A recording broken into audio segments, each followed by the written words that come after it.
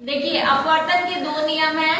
पहला नियम है आपतित किरण, अपवर्तित किरण और आपतन बिंदु पर स्थित अवलंब तीनों एक ही तल में स्थित होते हैं।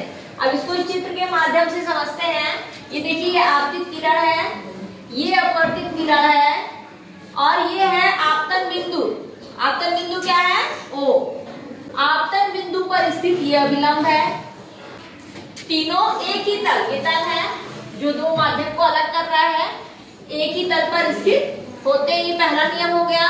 तो दूसरा नियम है कि आपतन कोण की ज्या, आपतन कोण की ज्या और अपवर्तन कोण की ज्या का अनुपात एक नियतांक होता है।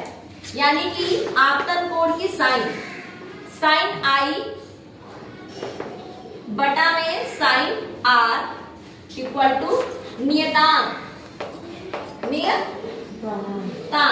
और इसे ही स्नेल का नियम कहते हैं। जो अपवर्तन के दो नियम है उसमें से जो दूसरा नियम है उसी को स्नेल का नियम भी कहते हैं।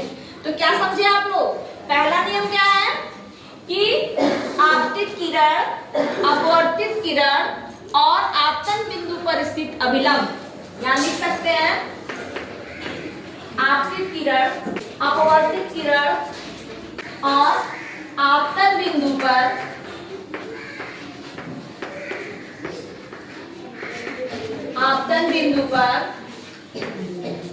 स्थित अभिलंब तीनों एक ही तल में स्थित होते हैं। तीनों एक ही तल में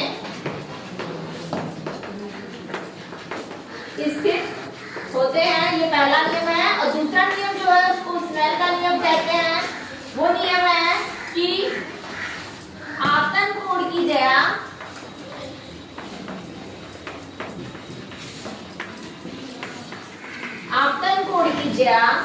और अपवर्तन कोण की ज्या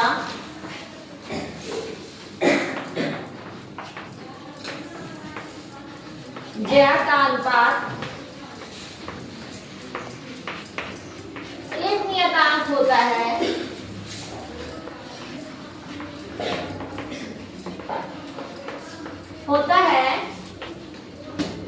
इसे ही अपवर्तनांक भी कहते हैं और स्नेल का नियम कहते हैं। कौन सा नियम कहते हैं?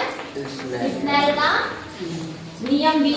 आप अपवर्तन के नियम का जो सेकंड नियम है इसी को स्नेल का नियम कहते हैं।